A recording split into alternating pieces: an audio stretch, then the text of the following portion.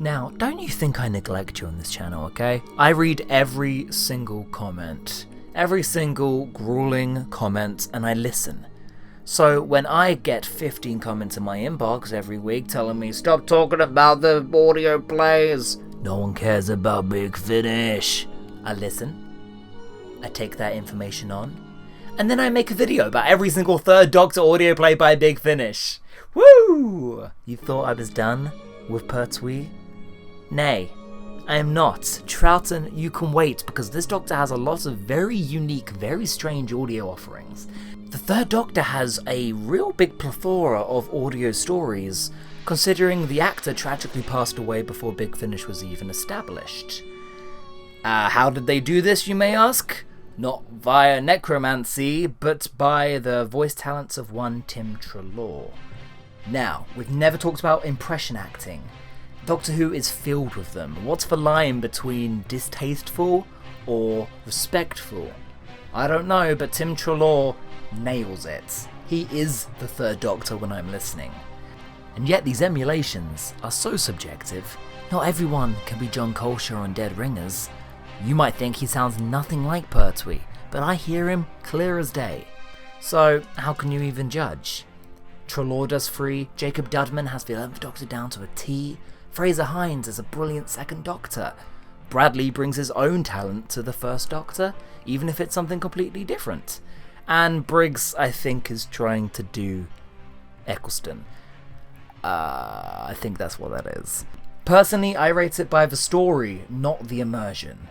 These actors aren't here to trick you into thinking they dug up poor Pat Troughton. No, they're just trying to give you new stories to add to this mythos. It takes seconds to forget that it's not Jon Pertwee actually speaking. It's that vivid, in my opinion. The audios follow the framework of a TV show, but couldn't be more different. The TV show was very formulaic, but yet also very consistent in quality. The audios are a grab bag. You never quite know what you're gonna get, which is crazy because they're so repetitive. Seeing different writers try the same formula makes the world of difference. But then, at the same time, I get the feeling that the plots, the actual stories themselves, are not the focus of these box sets.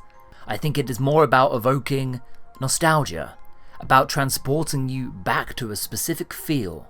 It's about accuracy and authenticity, and in that regard, these audios do that in spades. Doctor Who and the Prisoners of the Lake. There's some statue monsters under the water, and they're aliens. A real lack of narrative push and some strange interlocking narration really hold this one back. Even if there was an interesting story buried underneath, I think this story is just going for novelty. Just the sheer appeal of hearing Joe and 3 back together again, a Big Finish. So much so that they forgot to actually write a story to go along with it. This could have been written by any kid with action figures. Which, oh damn, that's the most scathing criticism I've ever given. Hey, even Tim Treloar, who I've spent the last 3 minutes praising, is not on his top game here. He's still warming up in the role of 3, clearly. As is everything. I'd actually skip this entire first box set because it's not quite ready yet. The Havoc of Empires. Oh guys, watch out, Mike Yates gets a promotion to one-time TARDIS companion. A dynamic that should be good. Soldier. On the TARDIS. Sadly, Mike Yates is deeply unlikable. Keeps moaning about, can we get back to the TARDIS? And you know what? With this plot, I don't blame you. Somehow this story is both comical and dull beyond belief. And then it ends with shooting eels with guns. It's like, come on, poor Mike. This was his one trip, and you took him eel shooting, actually. The real killer with this one, though, is just that every cliffhanger is just a disinterested shrug. Yeah, he's gonna shoot the Doctor, probably. I don't know, you've seen it before. And they're right, I have. Number 3, let's rack it up a bit. The Transcendence of Ethos is a 10 out of 10. Top tier, beyond refreshing. A planet about to explode with all of its population about to die with it. But can the Doctor and Joe interfere, knowing it's a religious ritual? These people want to die. They believe they will be reincarnated. And suddenly, can you interfere with that? It's a very different kind of conflict, and one that I love. The ending has a villain so fun, I'm not going to spoil it. Number 4, The Hidden Realm. Midsummer Murders with Aliens. Boom. As usual with these stories, I find that the alien threat is the least interesting part of the story. But then again, I also understand that the Third Doctor and Joe can't just go to the country to meet family. There probably has to be something that happens. But yeah, creepy atmosphere. Body snatchers. I like any sci-fi story where the supernatural has to team up with local authorities and they don't supersede one another. But there's a lot of bullshit on the way to getting there. Like Time Lord DNA saving the day, which I have always hated because then that makes him more akin to Superman, rather than Sherlock Holmes. And also a compulsion to do the old "Doctor, you're still in there" trope, which has been done to death. Doctor, I know you can hear me. You're being possessed / controlled / brainwashed. And then that gets him out of it magically. Ugh, hate it so much. Over to the third box set now, where we have The Conquest of Far. We're branching out a bit with a Dalek Mania action story. Traditional, authentic, so fast that it drops us right in and actually forgets to have a first act altogether. I really love the way it recreates a story from 40 years prior. It feels so natural when you put it like that. That Katie Manning can just slip into this role and continue where she left off in this Dalek story decades ago. It's an old, unrevolutionary, but effective Dalek story. Storm of the Horrifacts. This one's a 5 out of 10. It's the most 5 out of 10 story ever written. My god, do not marathon these stories, because one after another you really get a sense of how they're all so repetitive and similar. Whenever I hear the Brigadier, my god, it's the Brigadier! And I just groan, because it's another unit story. And they'll try and shoot it with bullets, and the bullets won't work. And then there's weird little oddities, like Rise of the New Humans. Don't go into a story like that expecting Cybermen, you will be shortchanged, when instead the meddling monk shows up in the part 1 cliffhanger. I wish he didn't. I know I've elaborated on this already, but I just can't vibe with a story that has the Doctor of all people delivering what basically amounts to a eugenics argument. That's questionable, especially to do in the voice of a dead man. It's wildly out of character for any incarnation, rather than wildly hypothesizing about ghettos and gill people. It's really weird that the Doctor sees overpopulation and doesn't, admire the challenge of tomorrow. Will you rise to meet it? Because Doctor Who is an optimistic program. But then there's such great moments with the Doctor and Joe in what is otherwise a very tacky and tasteless story. I guess I still like it, but as a story it's obnoxious and pretty irresponsible. Next on the box set, the Third Doctor finally gets to encounter the deadly Cybermen.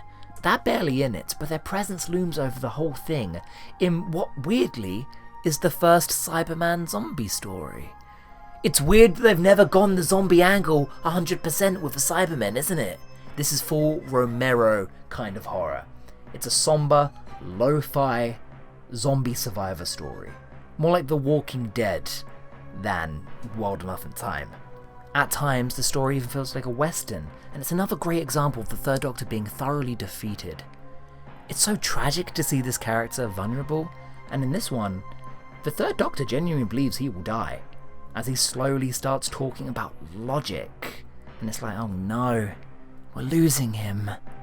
Top story. I love it when the Doctor loses. Final box set, Primord. Now, I was never the biggest fan of Inferno in the first place, to the disgust of some fans.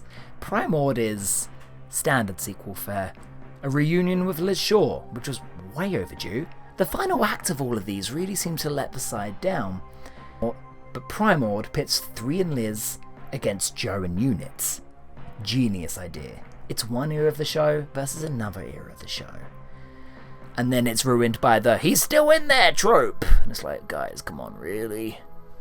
I just heard this. The Scream of Ghosts, on the other hand, is an 8 out of 10. Solid.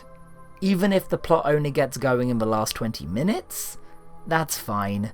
It's fine, that should be a cardinal sin, but the final 20 minutes are so fun and fruitful that I don't mind.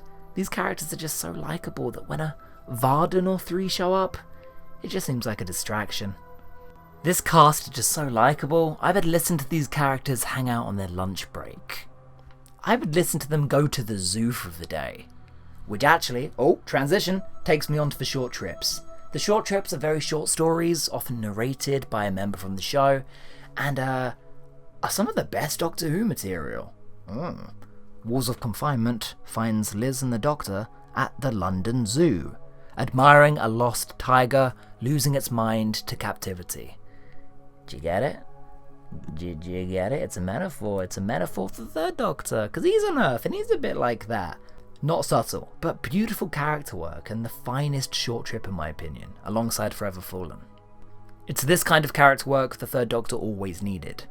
Then there's Pop-Up. Oh my god, Pop-Up. Joe Grant is introduced to the world of pop-up advertising as they visit a planet overrun by a very different kind of evil. TARDIS gets a virus, hilarious antics ensue.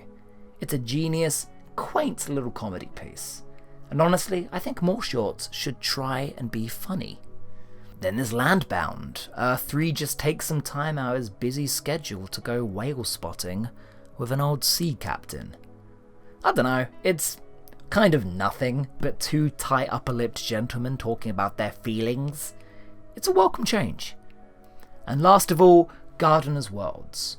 Flowers that generate parallel worlds. Makes for a top premise. Doctor Who goes full multiverse now. I would have liked to see this story on screen, but then again it's not really suited to that kind of runtime or stakes. It's a story unique to a short prose bit of audio.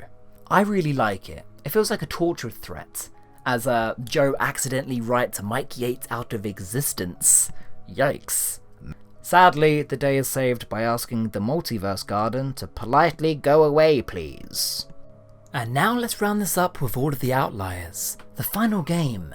Fan-made, available on YouTube right now. Part 1 was fantastic. It's an hour long of an unmade Doctor Who story that was meant to reveal the Master's relationship to the Doctor. However it was going to be done, I can assure you this is much better. Spiders might be his final story, but this is the finale of Pertwee's era. It also stands as a nice reminder that Big Finish aren't the only ones who get to make stories just because they hold the license key. That doesn't actually matter if you're a true fan of a good story. Vengeance of the Stones is not a good story. It's Mike Yates again. He keeps coming up and I don't want him to. It's complete coincidence. In a story on the Destiny of the Doctor box sets, that is just a complete waste of your time. It was so difficult to pay attention to. Like, there's stones, and they're aliens, and they want vengeance. Not even the 11th Doctor popping up makes any impact on me. It is such a bland, forgettable story that is just hard to listen to because it is dull. I hate saying that, it's Doctor Who. The Sacrifice of Joe Grant.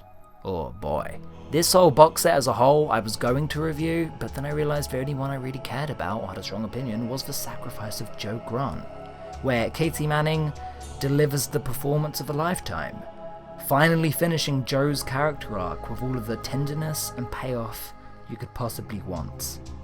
It's a fantastic crossover that knows it doesn't actually need much of a plot to be entertaining. Old Joe reunites with her Doctor, and you get both of the eras of UNIT meeting up as the Briggs talk once again. Sometimes you don't need a plot. The magic of this one is just pairings. Really well picked pairings. And the Third Doctor telling Joe he's so proud of her. Oh my, gorgeous. And finally, move over Tim. We're going back to 1993, where we have the Jon Pertwee, arisen from the grave. No, why am I being so morbid today? These were his final few performances as the Third Doctor, and it's crazy how energetic and youthful he feels. You gotta give it to Pertwee, he always gave his all to this character. These were so hard to track down, and I was so looking forward to them to round off this marathon. And, okay. It's the Doctor, Sarah Jane Smith, and the Brigadier, joined by a cast of pantomime characters. That's unfortunate. Now, this story has potential. It must have been a blast in the 90s to hear these three back at it. But then when they're joined by cartoon characters like the Brigadier's Italian Uncle Mario and Jeremy. Oh my god, Jeremy. Do you want to hear about the worst, objectively worst, Doctor Who companion? I say, any chance for bite? I haven't had a scrap for yonks. Fuck off. God, a mix between Winnie the Pooh, Paddington Bear, and Percy from Blackadder. Ugh, obnoxious. Every time he's in the scene, you want him to leave the scene. You thought Adric was bad? This guy joined a cult, and in another story, he sends an innocent father to his doom by pressing random buttons on the TARDIS controls. And yet, everyone still thinks, oh, we'll keep Jeremy around. Mental. This whole wiki page is mental. But Jeremy aside, you still have three great stars who are no longer with us, giving it their all in a fun story that then veers off into space, completely forgetting about the Earth plots. Bad plot. It's a do-over. Next. And instead we get the Brigadier in space. That deserves a purchase alone. It's just a shame it's so weird and graphic and rapey when we get there. Pick a tone. And finally, in what I believe is the final performance of Jon Pertwee as the Doctor, The Ghosts of Endspace. I wish this one was better. I really do. For all of the 2.5 hours of my life it wasted, there's very little to love here.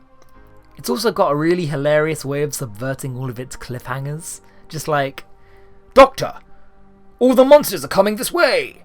Ooh. No, sorry, Brigadier, I just left the monster setting on. And it's like, okay, so I guess there's no stakes in this story. Rock falls on Sarah Jane's head. And then next episode, it turns out she just bumped her head. It wasn't the ancient ghost of Agador. She just tripped. How dumb. I don't know. The voice acting in the 90s left a lot to be desired. But for Pertwee's final performance, I'm glad he went out in true Third Doctor fashion. He settled it man to man, just like the Third Doctor so famously did, as he goes to hell, and the sonic screwdriver becomes a sword, and he fights Satan in hell with a sonic screwdriver sword, and that's, I feel, what Jon Pertwee always really wanted. And with that, we are done. I'm not including every single short trip on here. I am not crazy. Sorry, Sphinx lighting, the switching home from home, taking for granted, Neptune, still life, same face, a true gentleman, lost in the Wakefield Triangle, time tunnel, the other woman, blame game, Damascus, horrors of war. I ain't got time for that. Time is fleeting, and we all run out of it. Even you.